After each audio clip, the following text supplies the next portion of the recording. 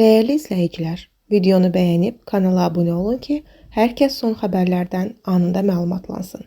Bu gecə müqəddəs Ramazan ayının ilk gecəsi və ilk niyyət axşamıdır. Bu axşam müsəlmanlar bütün Ramazan ayı boyunca tutacaqları oruc üçün niyyət edəcəklər.